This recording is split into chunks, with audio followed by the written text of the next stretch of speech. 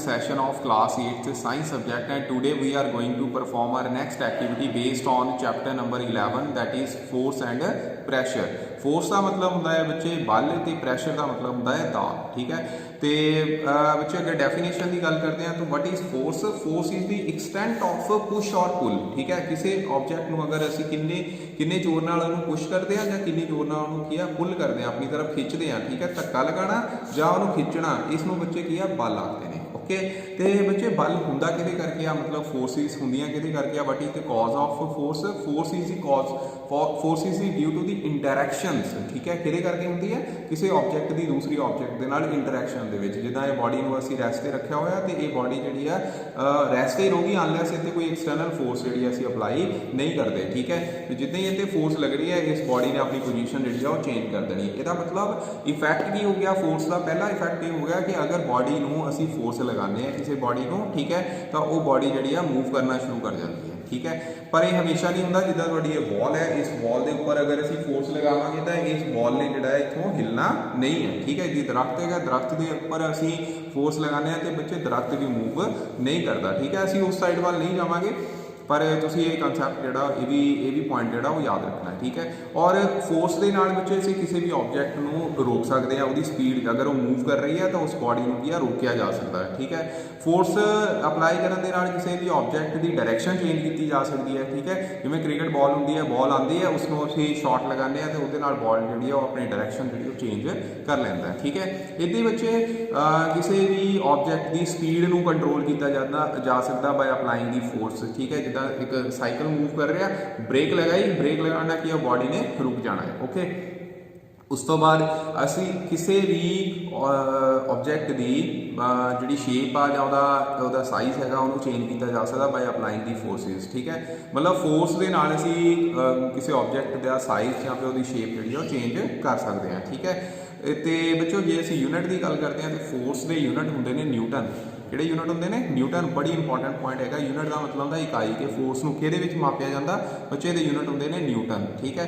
तो एक होर यूनिट होंगे ने उन्होंने कहते हैं किलोग्राम फोर्स, ठीक है। किलोग्राम फोर्स का मतलब की होंदा है कि अगर तुहाडी कोई एक ऑब्जैक्ट है, उस ऑब्जैक्ट का मतलब इस बॉडी का मास जिहड़ा 1 kg है, कितना है? 1 kg। इस 1 kg ऑब्जैक्ट नूं असीं की है वर्टिकली अपवर्ड लैके जाना तो सानूं कितनी फोर्स लगानी पैगी, ठीक है।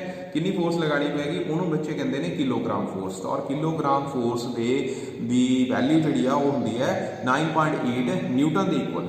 कितनी? 9.8 न्यूटन के इक्वल, जहाँ अप्रॉक्सीमेटली 10 न्यूटन भी लिख देंगे हैं, ठीक है।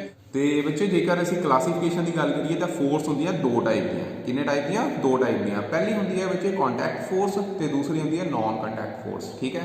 कॉन्टैक्ट फोर्स नूं असीं संपर्क बल आखते हैं तो नॉन कॉन्टैक्ट फोर्स नूं आखते हैं बच्चे असंपर्क बल, ठीक है। तो साडी जिहड़ी अज की एक्टिविटी है वो बच्चे हैगी है नॉन कॉन्टैक्ट फोर्सिस के बारे, मतलब असंपर्क के बल के बारे, ठीक है। तो बच्चे जेकर असीं कॉन्टैक्ट फोर्सिस की टाइप्स की गल करिए तो ये 3 टाइप दी मेन कॉन्टैक्ट फोर्सिस होंगी। पहली होंगी है मस्कुलर फोर्स, किहड़ी? Muscular force. दूसरी होंगी है मकैनिकल फोर्स तो तीसरी बच्चों होंगी है फ्रिक्शनल फोर्स। किहड़ी? फ्रिक्शनल फोर्स, ठीक है। मस्कुलर फोर्स का मतलब की है जिहदे विच बच्चे जिद्दां असीं फुटबॉल नूं अपने मसल्स के नाल मतलब पैर के नाल की है धकेलते हैं, ठीक है। इस तरह बच्चे साइकिल चलाने हैं, ठीक है। तो साइकिल साडे पैरों के नाल की है उत्थे भी असीं फोर्स लगाने, वो भी मस्कुलर फोर्स ही होंदी, मसल्स जिहड़े वो काम करते हैं, ठीक है। तो मकैनिकल फोर्स का मतलब होंदा है जिद्दां किसी ऑब्जैक्ट नूं धक्का लगाना जां उहनूं खिंचना अपनी तरफ, ठीक है। ये की है मकैनिकल फोर्स है जिथे असीं कोई काम करते हैं, ओके। तो बच्चे फ्रिक्शनल फोर्स की होंदी जो जिद्दां मान लो ये बॉडी मूव कर रही सी तो मूव करते करते रुक गई, इसका मतलब थल्ले वाले सरफेस ने इस ऑब्जैक्ट के इक्वल तो ओपोजिट डायरैक्शन के फोर्स लगाई जिहदे नाल ऑब्जैक्ट जिहड़ी है जाके स्टॉप कर गई, ठीक है।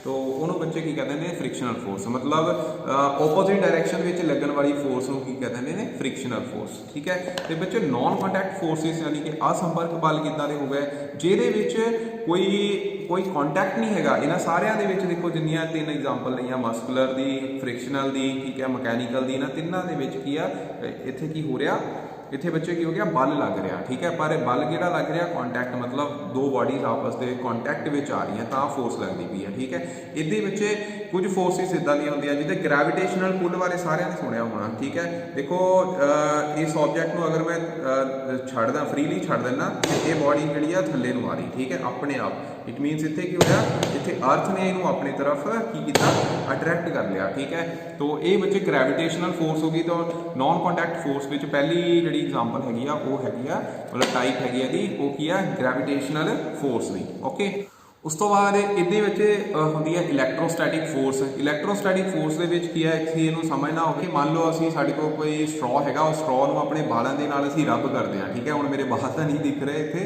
ठीक है, सिर दे वाल, ते ਉਹ ਬੱਚੇ ਉਹਦੇ ਨਾਲ ਜੇ ਅਸੀਂ ਰਬ ਕਰਾਂਗੇ ਤਾਂ ਤੁਸੀਂ ਇਹ ਐਕਟੀਵਿਟੀ ਖੁਦ ਕਰ ਸਕਦੇ ਹੋ ਘਰ ਵੀ रब करोगे। तो उस तो बाद की हैगा जे तुहाडे कोल कितना पीसीस ऑफ मान लो पेपर है गया। ठीक है, उस पेपर के कॉन्टैक्ट में अगर तुम लैके जाओगे तो वो बच्चे वो बिना कॉन्टैक्ट नहीं लैके जाना, वो नेड़े लैके जाना, सिर्फ उनकी उन्होंने अट्रैक्ट कर लेना। या फिर जी रेता हैगी आ, ठीक है, जमीन उत्थे वो कॉन्टैक्ट में रखना है, तो जिद्दी तुम रखोगे तो वो की है वो जो डस्ट पार्टिकल्स है उन्होंने अट्रैक्ट कर लेने। ओके, तो बच्चे ये हैगी इनू की कहते इलैक्ट्रोस्टैटिक फोर्स। ठीक है, या फ्रिक्शनल इलैक्ट्रिसिटी होंगी है। ठीक है, प्रोड्यूस मतलब ये एक इलैक्ट्रोस्टैटिक फोर्स की एग्जाम्पल आ गई। ठीक है, तो थर्ड बच्चे होंगी है मैगनैटिक फोर्स। की होंगी है मैगनैटिक फोर्स। तो बच्चों साड़ी एक्टिविटी जी वो इसे ही नॉन कॉन्टैक्ट फोर्स से हैगी, मतलब मैगनैटिक फोर्स है। मान लो साढ़े को की है इस तरह की स्ट्रॉ के उपर इस मैगनेट को रखा होया, हुण इस मैगनेट के नेड़े असी एक होर मतलब ये नेड़े जी है एक होर मैगनेट को लैके जाना। ठीक है, देखिए की होंगे, देखो इत्थे की है रिपल्शन पैदा हो गई। ठीक है, मतलब इस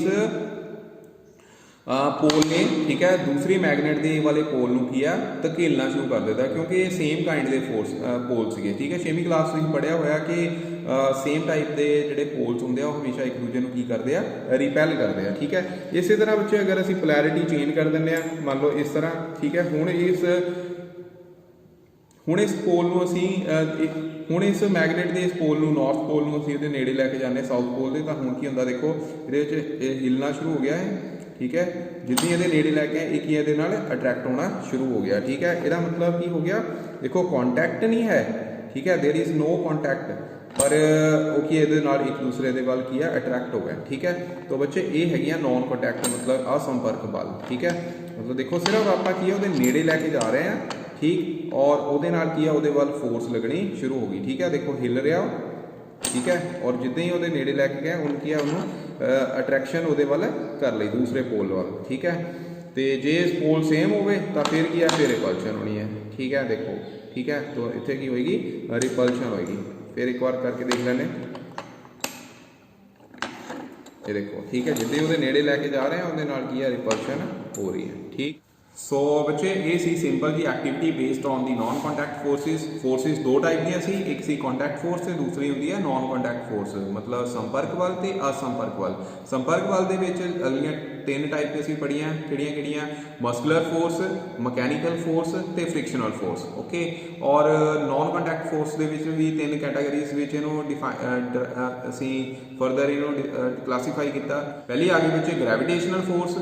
ठीक है, सैकेंड इहदे विच आ गई इलैक्ट्रोस्टैटिक फोर्स, ते थर्ड आ गई मैगनैटिक फोर्स। तो मैगनैटिक फोर्स नूं असीं एक्सप्लेन कर दिता कि सेम काइंड के पोल जिहड़े एक दूजे नूं रिपैल करते हैं, मतलब उहदे विच की है रिपल्सिव फोर्सिस हुंदियां। ठीक है, तो जिहड़े ऑपोजिट टाइप के पोल्स होंगे, मतलब नॉर्थ पोल ने साउथ पोल की है अट्रैक्ट करना है, तो साउथ ने साउथ नूं की करना है रिपैल करना है। ओके, सो बच्चे बहुत सिंपल एक्टिविटी सी, पर ये कंसैप्ट जोड़े आ बहुत डीप है, इस करके मैं ये एक्टिविटी तुहानूं करवाई है। ओके, सो बच्चे आस करते हैं एक्टिविटी समझ आई होगी।